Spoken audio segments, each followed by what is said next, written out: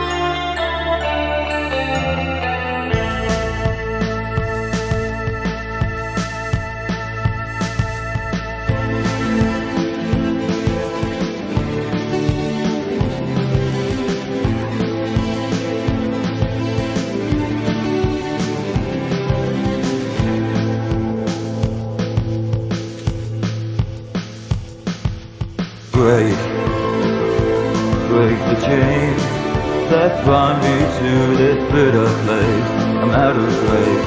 I don't know what it is, but I know how to get it right. Walking light, change the dark of night into light of day. Walking away that you have given me and find sanctuary.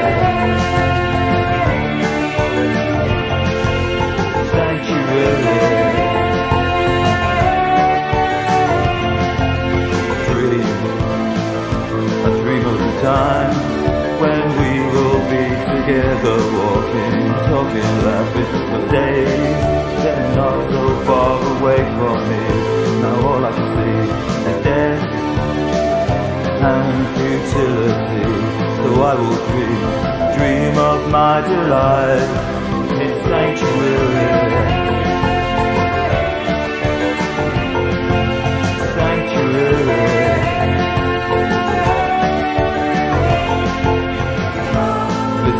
All a dream now, all it could be real. But I know I will find the answer. Find the answer.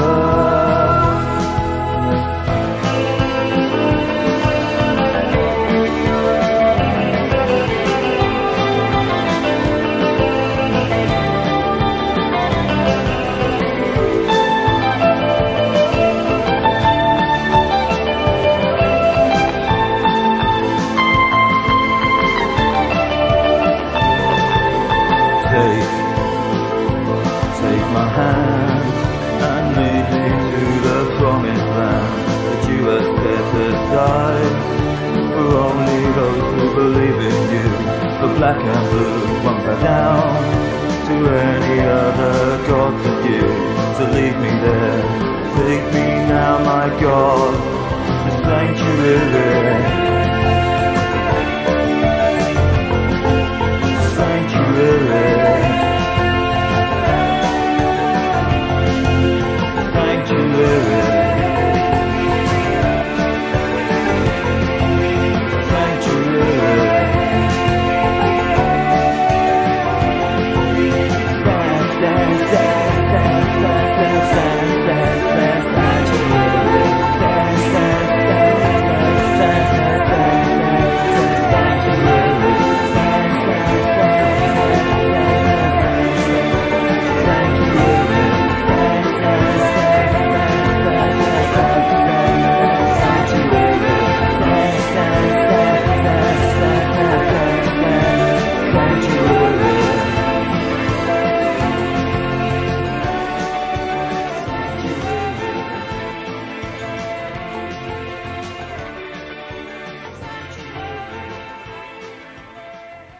If there's one consistent aspect of The Antidote, it's the inconsistency.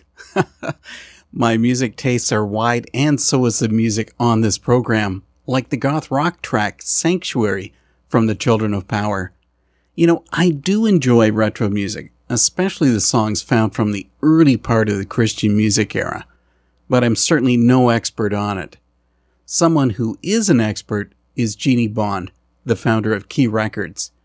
Jeani and I met to talk about the artists on her roster, all of whom were part of the mid-'80s alternative Christian music scene, like New Society, Mike Knott, The Coolers, Lifesavers, Steve Taylor, Scattered Few, and the bizarre Crazed Bunnies. If you've heard of any of these artists before, you're going to love what's coming up. If you know nothing about them, this will be an experience.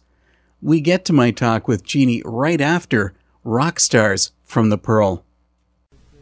You wanna be rock stars, yeah. I see it in your eyes. You wanna be rock stars. You wanna be rock stars, yeah. You're living in lies. You wanna be rock stars, you're gonna die. You wanna be rock stars, you're living for greed. Rock stars, you're living in lust. You wanna be a rock star, yeah, your head's filled with dust. You wanna be rock stars, yeah, you gotta be judged. You wanna be a rock stars, you live life in vain.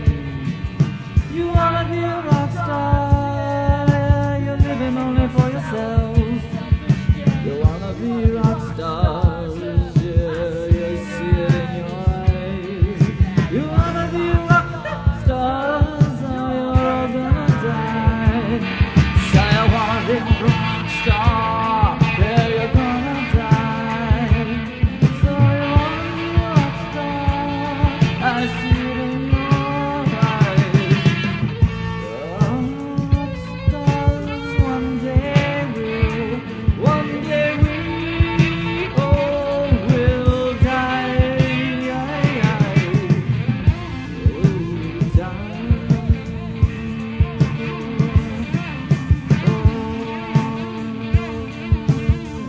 What will we die for? What will we die for when we die?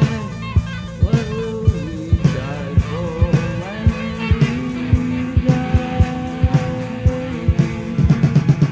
What will we die for when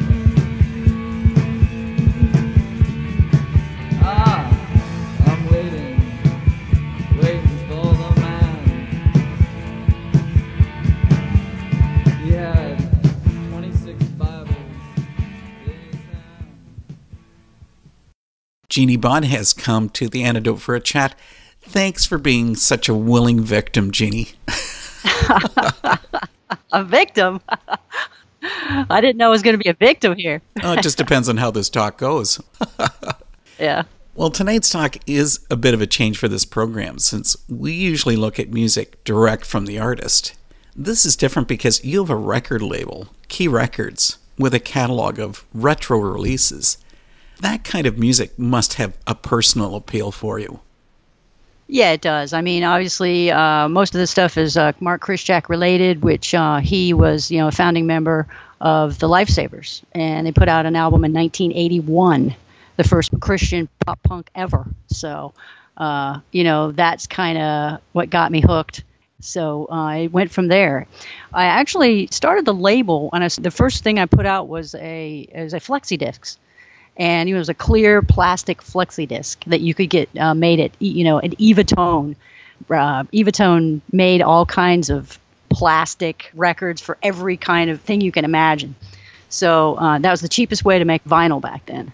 Yeah, that's how I got started. But before that, I actually had a catalog. I was doing distribution of all these little cassette demos and stuff. So that's how it got really started. Then I started, doing, stuff on my own label. So that's kind of how it got started. Key Records couldn't have been a money-making thing. So why in the world would you start a label? Well, There were so many zines, so many artists, doing little cassettes, their own thing. And, nobody had put it in one place. It was just kind of out there, scattered around. It was like, Scattered Few. I don't know if you're familiar with that band, but everybody was scattered. So I just kind of took everything and put it together in one thing. Anybody who, would say yes.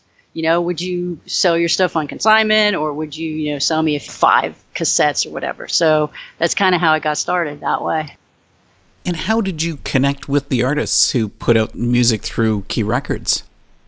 Well, all the zines. There were so many little zines back then, and they were reviewing, like The Crucified and, Scattered Fuse demos and stuff like that. There were just so many zines, and that's how I got connected with it all, through the zines, really. The Bible makes it clear that there are only 2 classes of people, believers and unbelievers. Do you know which class you're in?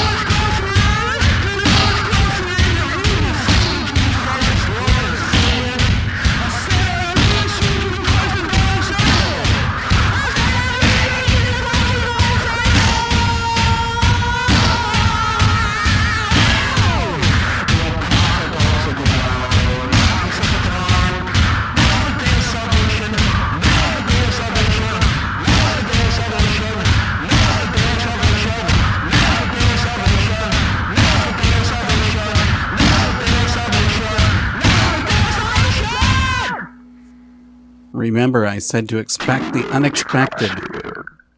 The aggressive electro-industrial sound of Black House coming through on the 2 classes of people. I guess I should have pointed out that the artists on Key Records really are considered part of the Christian underground music scene. But realistically, wouldn't most of the Christian music of the early to mid-'80s be considered underground? Most of it, except for like Steve Taylor, Daniel Amos, the Choir, the Altar Boys, anything that you could buy in a store, the mom and pop, Bible bookstores, you could buy that kind of stuff in there. But everything else that had that pop punk, just the alternative stuff, there was no other place to get it. It was kind of just a grassroots thing, just came up. Yeah, because I guess that was really the beginnings or the early stages of the mainstream Christian music scene. Yeah, we had artists like that, artists like DeGarmo and Key and Randy Stonehill, the Rez Band and Michael W. Smith. They were all recording during that era. The bands that you had on your label were in the underground, but were any of them wanting to sort of cross over, or were they content where they were? I think most were content where they were. They didn't think they'd ever get into a store, because just the kind of music they were playing and, the attitudes. They weren't on board with the total Christian music scene. And, a lot of people wouldn't let them play in the churches. We discussed that, how you don't fit here, you don't fit there, so nobody wants you. So I was the one that, was like, okay, I want you. I'll start distribution and we'll get this thing going. And none of them really broke out into the mainstream. I would say none did. No, I mean, the Crucified was one of the, but I don't think I ever connected with the Crucified to get them on my, in distribution, because they were on their way. That is the only one I can kind of think of that really made it kind of big. Well, Scattered Few, because they were on their way too. There was a big scene in Southern California. There were concerts, there were zines, everything was going on out there. And you were far away from that because you were on the opposite side of the country. Exactly. So, yeah. And Scattered Few, the name of that band, really described us because we were scattered all over the country. There might have been nobody within 100 miles that was listening to the same kind of music or reading the same zines. Scattered Few, though, the band, that was really like a cult favorite. I mean, even is now. Right, true. But, they did get on major labels like the Crucified did. Major, not like Benson or, Word. More of a sort of the mid-level, I'd say, labels. Flesh for ears and flesh for eyes, deteriorize the God in disguise. Like we didn't get it, wasting away in the trance of the chameleons with idle gaze.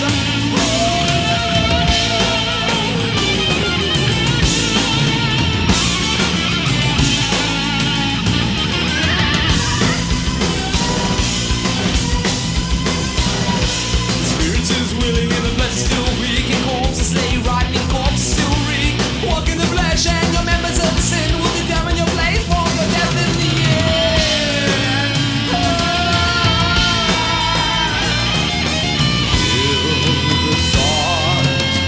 Kill the swords, hang 'em from your rafters.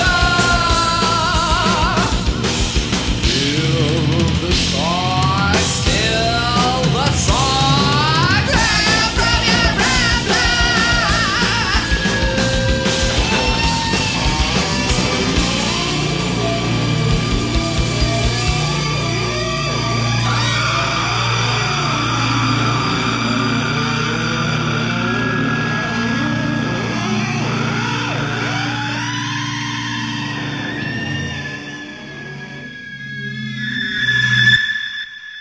Time to be exposed to Scattered Few on a pair of songs. We heard Kill the Sarks. Next up is Self. Say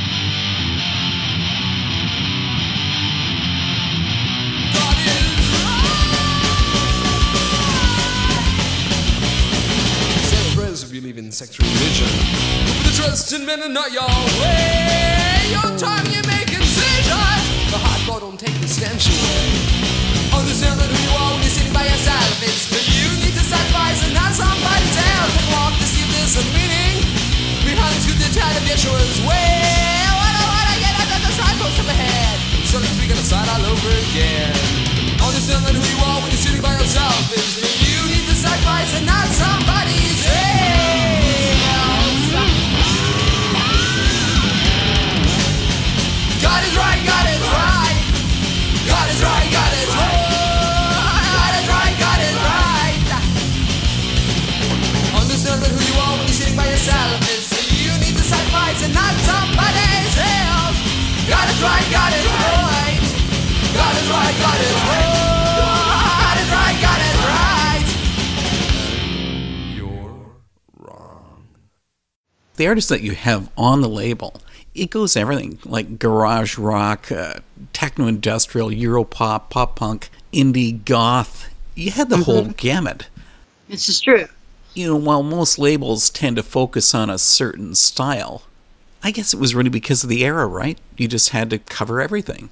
Yeah, you did. I mean, if they were out there doing stuff and I thought they were good enough, they were like, okay, everybody else should know about this band. Everybody should know about the Lifesavers. Everybody should know about Labor of Love because they were just good. And, nobody was giving them a chance kind of thing. So that's what I did. Well, I guess there is one person in common to most of the music on Key Records. And that's Mark Krischak. Of Lifesavers. You have to be honest here.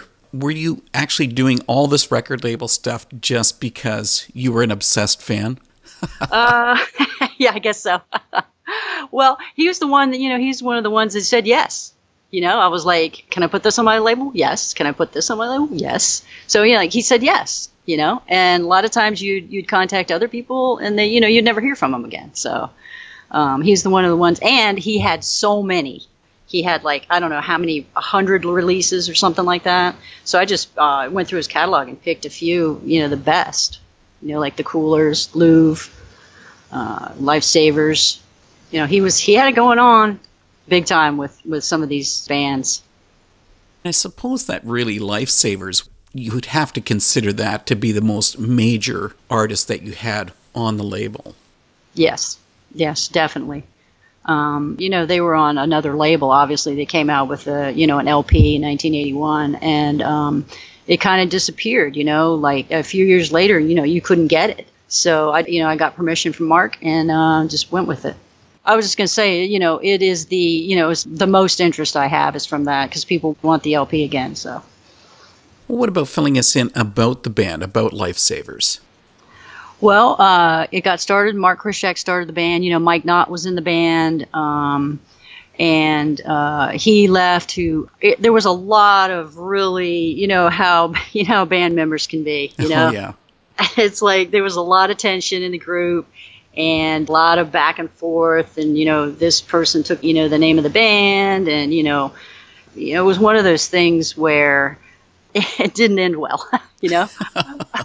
But. Mark, he was the founder behind this whole deal. Somebody described him as he had a ministry of starting bands. He would start bands, and then, they'd go for 6 months or so, and he'd, start another band. So he was not really into the whole rock star thing, because he had actually, before he became a Christian, he was in a group called the Popsicles, which was in the late 70s in Southern California. It was kind of like a Tiger Beat type of teen band. Yeah, that's embarrassing. Yeah, so it's all on YouTube. So, so he had gone through that whole star thing, and so he was just like, let's just have some fun. Let's start a band. Let's play a few shows, and then let's go to the next band. That's why you see so many bands that he is behind.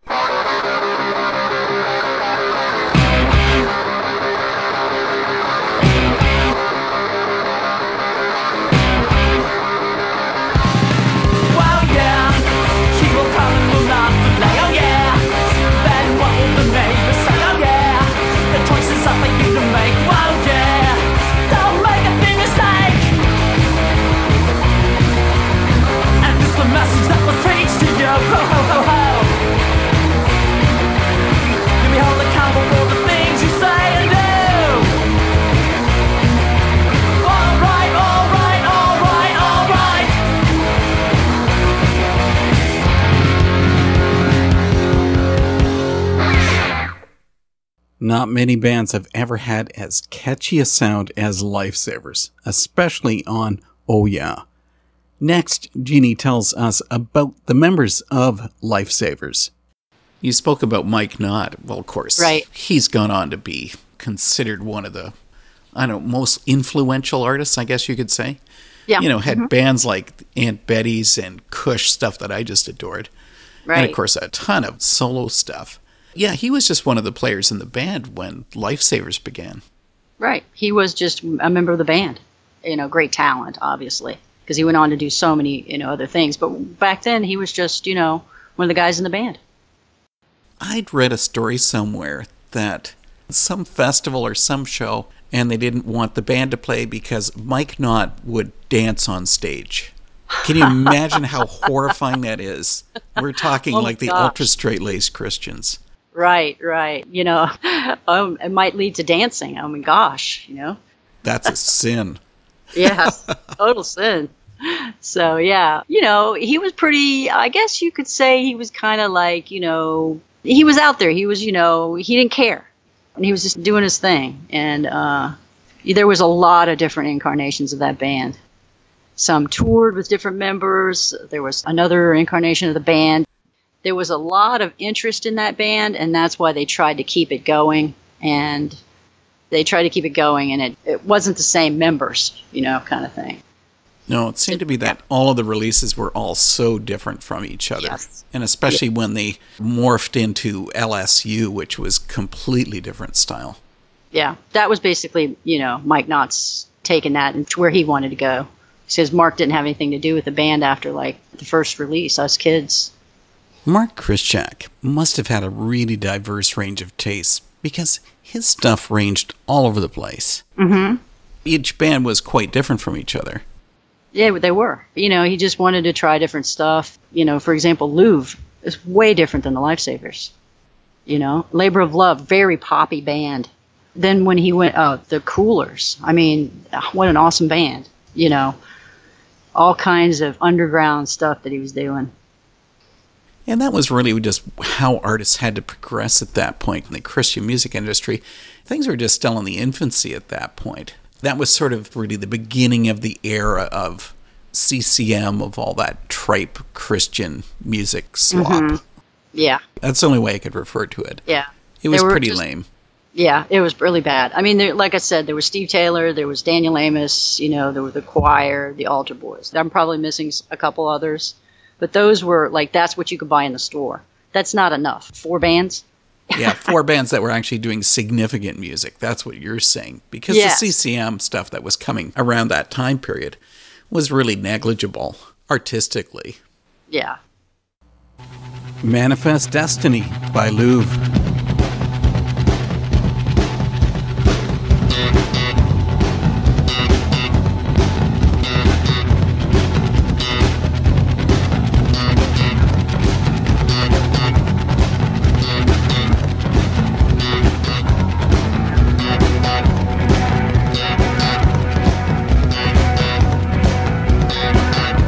The white man comes and puts his arms around.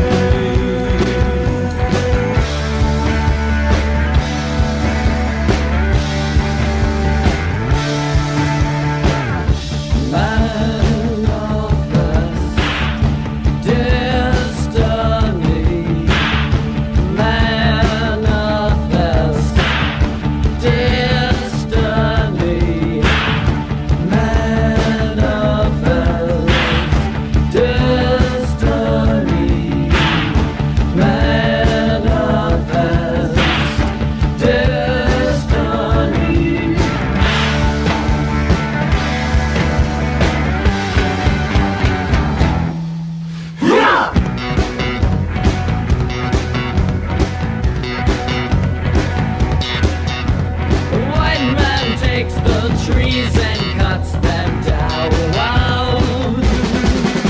The fire blackens against the orange background. The red man is in touch, but not tonight. He feels the leaves on swaying just quite right. The end of you. The end of me. Yeah, oh yeah, oh. Yeah, oh yeah, oh.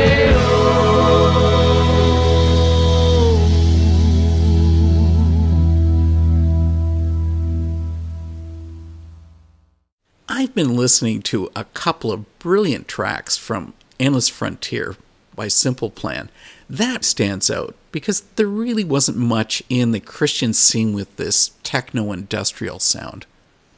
Right, there wasn't. I mean, like that Children of Power, almost the only goth that was out there at the time. That was like 1991. There's no other Christian stuff going on like that. I had one of their cassettes in my catalog towards the very, early 90s. That's kind of what interests me. It's like, okay, is there anything out there like this? No, there isn't. So let's put it out there.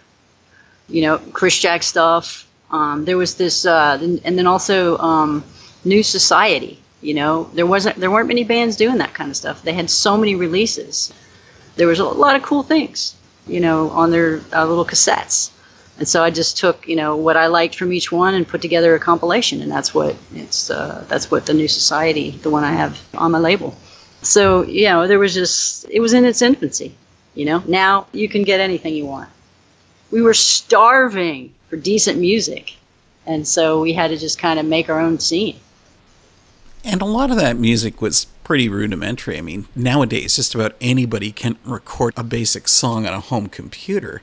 Mm-hmm. Some of the music on Key Records, I mean, it sounds pretty rough, like the band Labor of Love. I mean, so how were these artists actually making the recordings? Well, one of the members of Mark's band, his name is Jerry Andrews, and he was like only 14 at the time. And they were making, overdubs with boomboxes, basically. I mean, truly. He sent me an email recently and explained how he did it.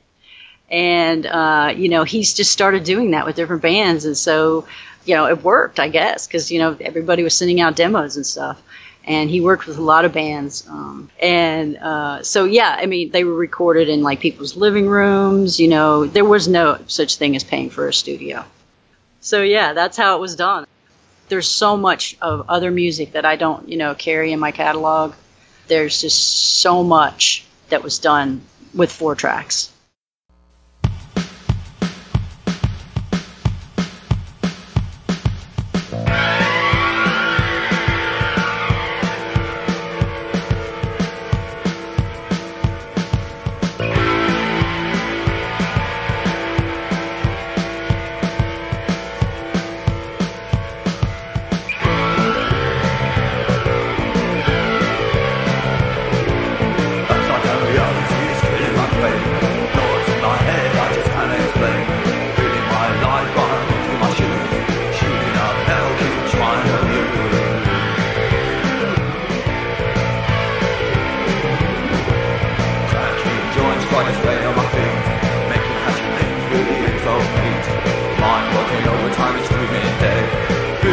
Pain like knife in my head.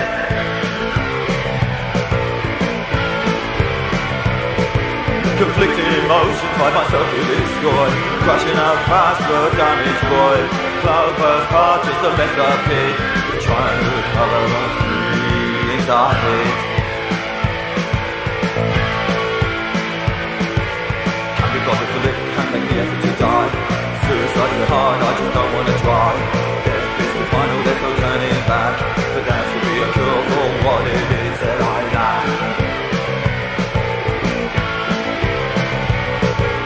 Medicine in my mind, inside out like a glove. Rearranging lords, so I learn how to love. The emotional estrangement, he knows how it feels. Spiritual derangement, he knows how to heal. Crawling up the spiral staircase within, paranoid reject, my chances are slim. Warm kind of love is what we yearn to receive. Keeping it real if we only believe we believe.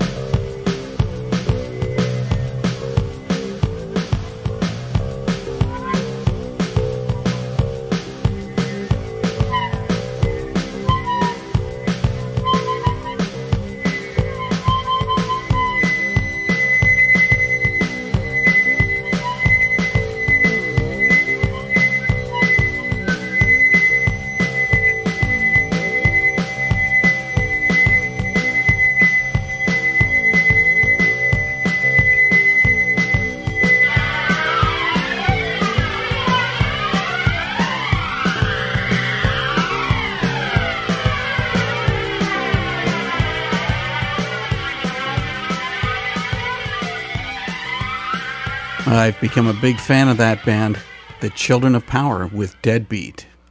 Crazed Bunnies. They did a lot of techno kind of comedy stuff. We gotta talk about Crazed Bunnies. I mean, what a riotous name. That's gotta be one of the most bizarre that I've ever heard. Yeah. Their stuff, that's crappy quality. But the music is great. So, okay, what do you know about these guys?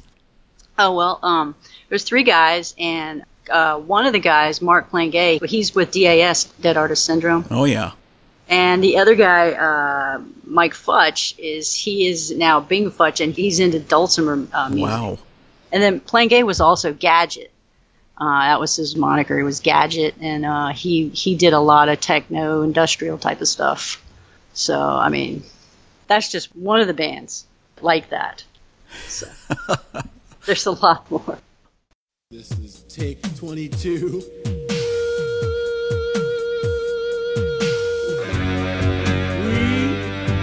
Crazed Bunnies are sick and tired.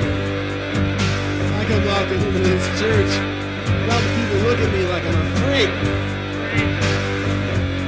What are you looking at? They keep scoping me out. So I say, shine, you scrambled. Shine! You scrambled! Shine! What's the shout? Shine! Who are you judging? Judge him! Judge me! Shine! Give me that board, man! I go for the fast life. Praise God in everything I do. People try to label me radical, liberal. Why? Give me the reason why the label. They say everything's got a purpose.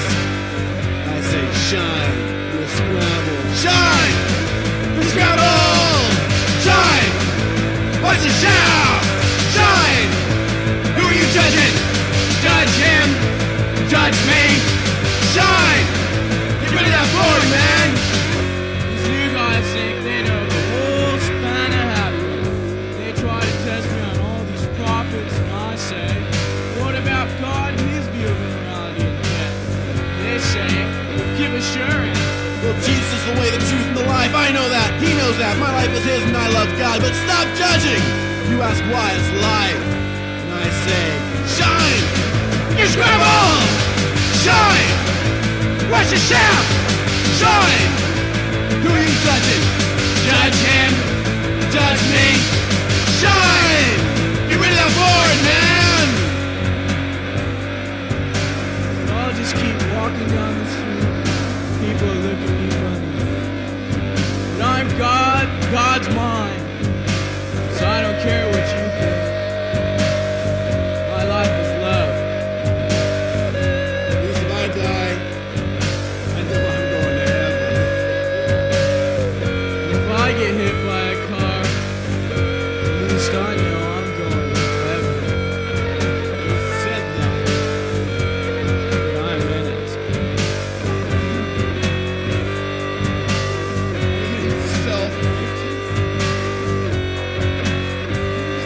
Jerry! Jerry! Jerry!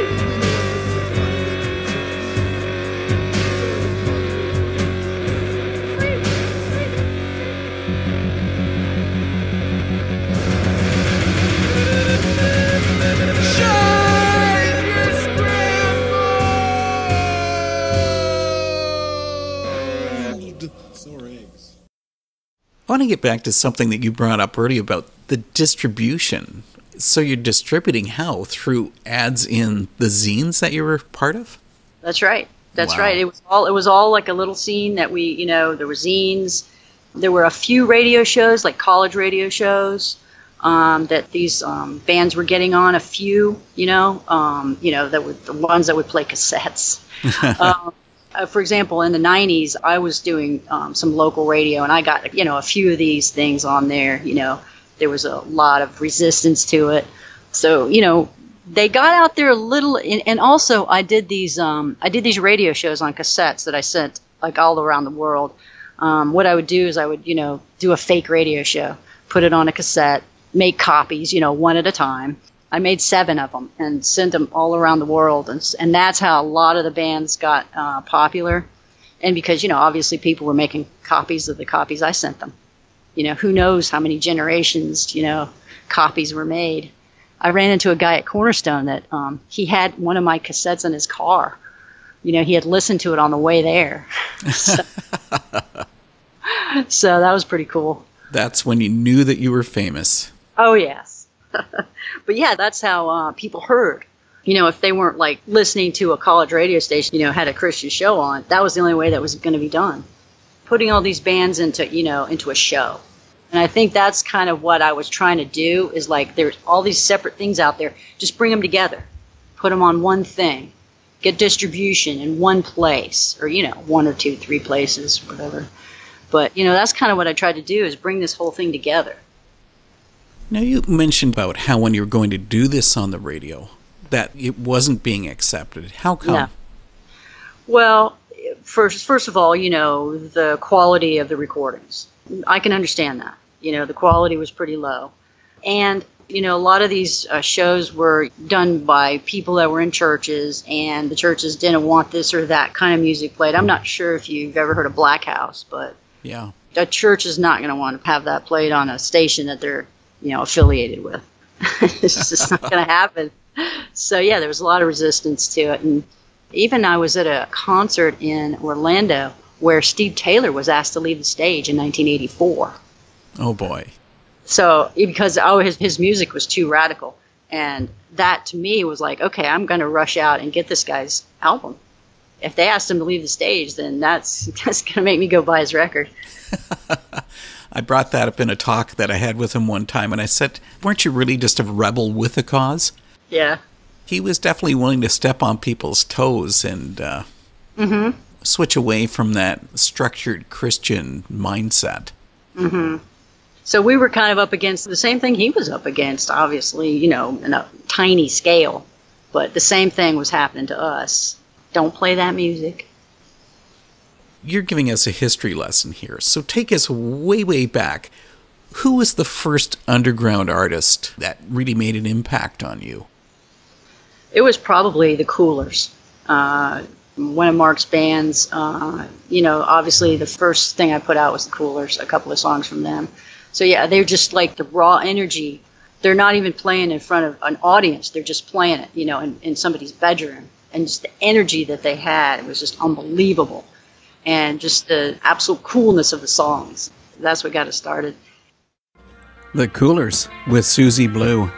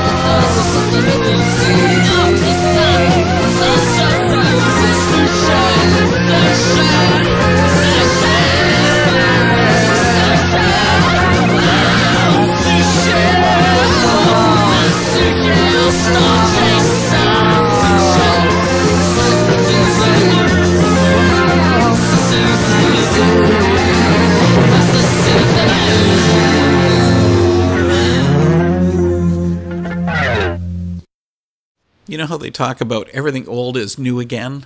Right. That's happening with Key Records because you have so much of this stuff on cassette, and now cassettes are the trendy thing. Don't you feel nice to be cutting edge? Oh, yeah. Those things. They were, we called it the cassette revolution because it was kind of people power. I could make a radio show and put it on cassette and make copies and send it around the world. Whereas 5 years earlier, you couldn't do that. And then, obviously copy machines. All those zines were made at copy shops. There were a few, newsprint ones that, were professionally printed or whatever, but most of them were just, copy shops. So it was really an exciting time because it gave you power to start a scene. You could start something. You could get something going with zines, with cassettes. You could do something without, official authority, gatekeepers keeping you out. We just created our own scene, our own distribution, our own zines, our own everything. And of course, now that field has opened up 1,000-fold with the internet, and just anybody can do a song. You can do it. You can have it up online, everybody to hear as soon as you want it to be. And the quality is way better. Yeah, some of it is so well done. But for us in the 80s, this was a new thing. You know, that kind of freedom and the freedom to create stuff and to distribute it was a new thing. It was a really cool time. And really, I'm still discovering bands from that time period. I'm still discovering bands that, you know, that had demos that I didn't know about, you know. It's just expanding.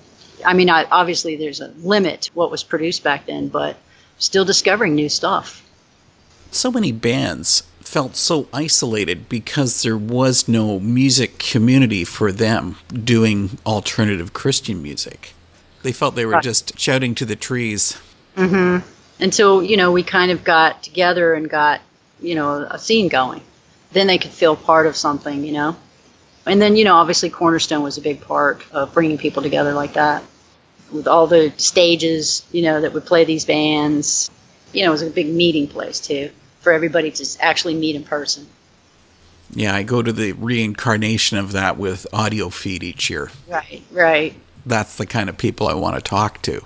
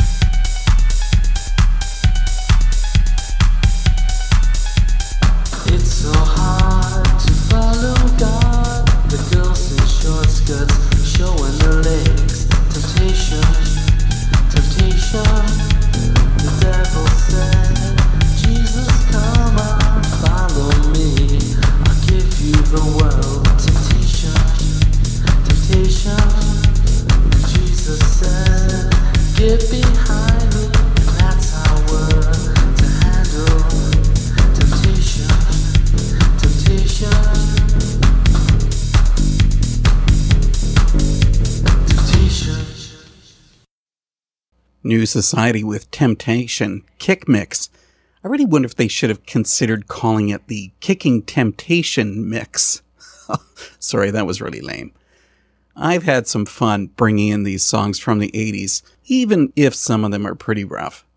But it is cool that these bands were so earnest in what they were creating. You know, really, none of them were expecting fame or fortune. Next week's guest on The Antidote is also earnest.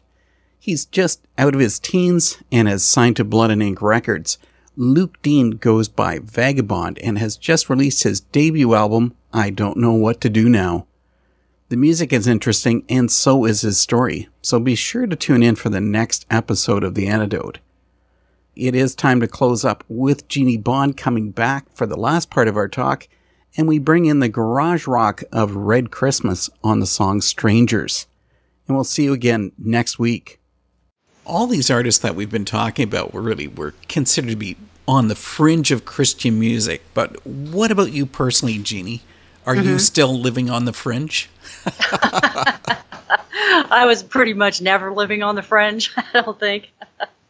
If you saw me, like, I'm just like a completely normal looking person that don't, have any piercings or hair or anything like that. So, I was never really living on the fringe, So, I just kind of like a normal person in a scene that was like just appealed to me because of the hypocrisy I'd seen before. And I was like, this is the kind of people I want to be associated with. These are the kinds of Christians that I can talk to and get along with. I like the fringe, but I wouldn't describe myself as fringe. I realized that we never spoke about how to find the music that we're talking about. How did they find your website? It's jeanibond.com. It's JeaniBond.com. From there, you can go check out my archives. Like, I have scans of all of the cassettes back then. I have the old radio shows I mentioned. Obviously you can buy some of the Chris Jack music and the other stuff. And then you can listen to a couple of radio shows, some newer shows that I've done. So. Oh, cool. Jeani, this has been a great talk. Thanks so much for coming on The Antidote. All right, Dave. It's great meeting you and talking to you, and I hope we'll connect again sometime soon.